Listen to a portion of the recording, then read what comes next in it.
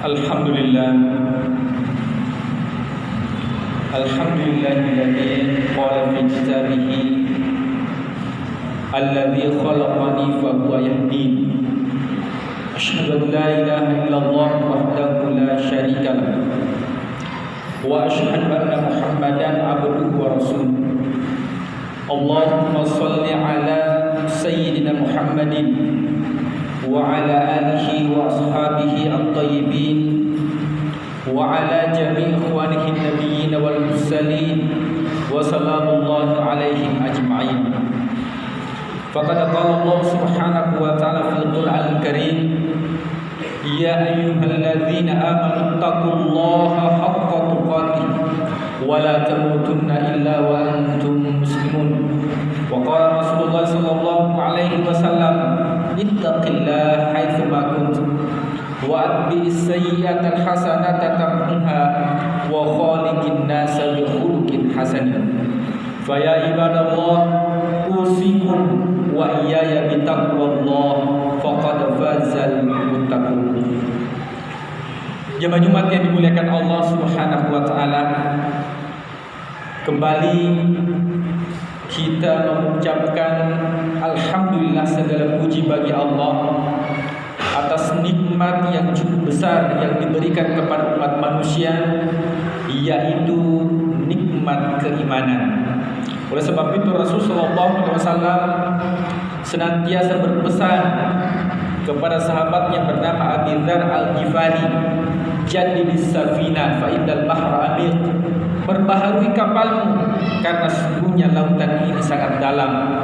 Kapal di sini kata ulama, perbaharui keimananmu. Boleh jadi ada orang yang beriman ketika pagi hari, akan tetapi dia kufur nikmat ketika sore hari. Dan kepada Rasulullah SAW, yang mana setiap nabi dan rasul dibekali sebuah doa. Ketika dia berdoa dengan menggunakan doa tersebut, maka mesti diijabah oleh Allah Subhanahu wa taala. Bagaimana dengan Nabi Nuh? Ketika umatnya tidak beriman kepada Nabi Nuh, dia tidak beriman kepada Allah, maka Nabi Nuh berdoa kepada Allah, kemudian umatnya dibinasakan oleh Allah. Bagaimana dengan Nabi Lut yang umatnya enggan untuk beriman kepada Allah, kemudian Nabi Lut berdoa kepada Allah, kemudian umatnya dibinasakan oleh Allah.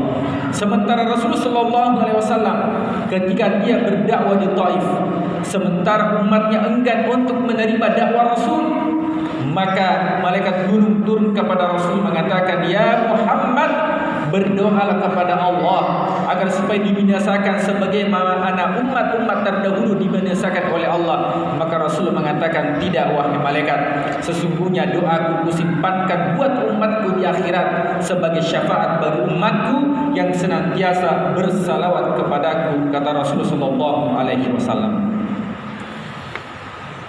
Jemaah yang dimuliakan Allah, dalam surah Asy-Syu'ara Allah Subhanahu wa taala berfirman, alladzi khalaqani fa huwa yahdin, yang menciptakan manusia sekaligus memberikan hidayah. Oleh sebab itu manusia tidak cukup dengan diciptakan oleh Allah.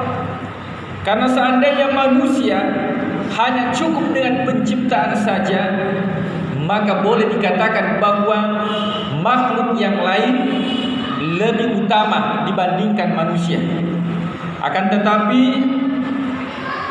manusia diciptakan merupakan makhluk yang sangat lemah. Wa khuliqal insanu dha'ifa, sangat lemah. Ketika gajah baru dilahirkan, maka gajah itu mampu untuk berdiri dan berjalan. Akan tetapi ketika manusia dilahirkan, butuh waktu beberapa bulan, butuh waktu beberapa tahun sehingga mampu untuk berjalan dan mampu untuk berdiri dan berlari. Oleh sebab itu, maka tidak cukup manusia diciptakan oleh Allah, maka mesti diberikan petunjuk dan mesti diberikan hidayah. Oleh sebab itu, orang yang tidak minta hidayah kepada Allah dalam sehari semalam, maka termasuk orang yang bermaksiat kepada Allah. Bukankah ketika kita sholat, baik itu sholat dilakukan di masjid atau sholat yang dilakukan di rumah, maka mesti yang menjadi rukun salat itu adalah membaca surah Al-Fatihah. Kita minta kepada Allah, ihdinas siratal mustaqim, ya Allah berikanlah kami petunjuk, yaitu siratal mustaqim, jalan yang lurus. Maka penciptaan manusia tidak cukup, maka mesti senantiasa meminta hidayah kepada Allah. Yang kedua, walladzi yut'imuni wa yasqin. Allah yang memberikan makan, Allah juga yang memberikan minum. Oleh sebab itu, wa ma min dabbatin fil ardi illa 'ala Allahi rizquha. Tidak ada hewan melata di muka bumi ini kecuali sudah ditentukan rezekinya oleh Allah Subhanahu wa taala.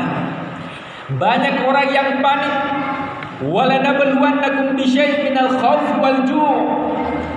Fenomena yang terjadi merupakan fenomena nasional yang kita kenal dengan virus corona.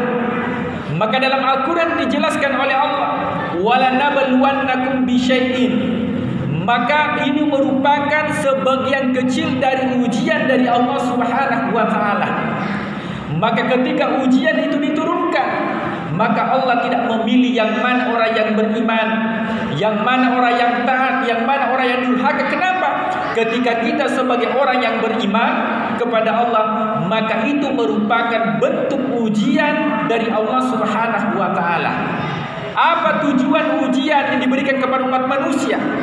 Ahasiban nas, apakah manusia mengira ketika diberikan ujian, ketika dia mengatakan amanna billah, saya beriman kepada Allah, maka mesti keimanan itu diuji oleh Allah.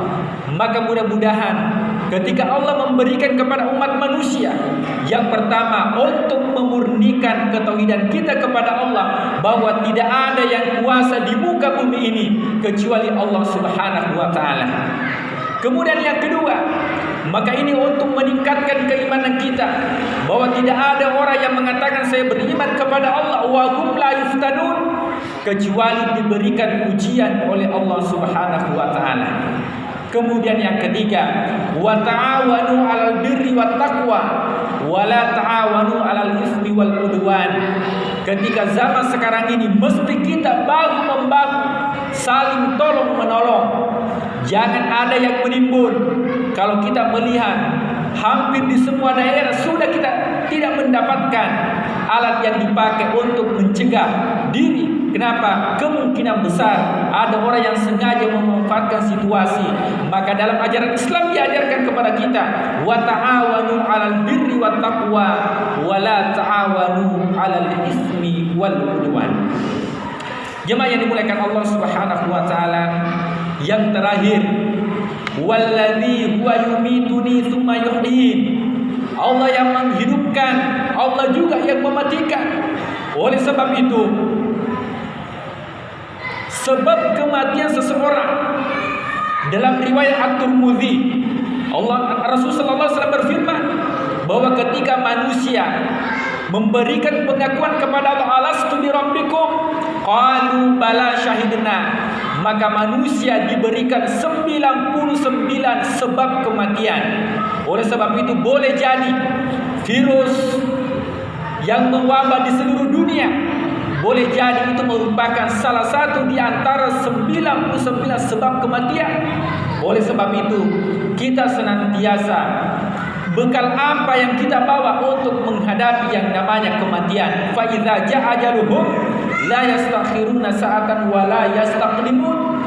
Jangan kita bertanya kapan kita wafat, kapan kita meninggal, akan tetapi yang perlu kita persiapkan adalah bekal apa yang kita bawa untuk menghadapi yang namanya kematian. Karena kematian tidak berdasarkan dengan penyakit, kematian tidak berdasarkan dengan usia, akan tetapi kematian berdasarkan dengan ajal yang sudah ditakdirkan oleh Allah Subhanahu wa taala. Barakallahu li wa lakum fil Qur'anil Karim, wa nafa'ni wa iyyakum bima fihi minal ayati wa dzikril hakim, wa taqabbal minni wa minkum tilawatahu innahu huwal ghafurur rahim. Taqullaha haqqa tuqatih wa la tamutunna illa wa antum muslimun. Innallaha wa malaikatahu yusholluna 'alan nabi Ya ayyuhalladzina amanu sallu alaihi wa sallimu taslima. Allahumma ghafir li jami'il muslimina wal muslimat wal mu'minina wal mu'minat al ahya'i minhum wal amwat wa ya qadi. Warahmatullahi wabarakatuh. Ya, saya baru selesai melakukan salat Jumat, dan memang dari suara masyarakat ada pro dan kontra terkait dengan surat edaran Ketua MUI. Maka dari situ kami sebagai khatib sekaligus menjelaskan bahwa sehingga tidak menyalahkan dan mengambil jalan tengahnya kepada masyarakat, dan alhamdulillah semua sudah clear.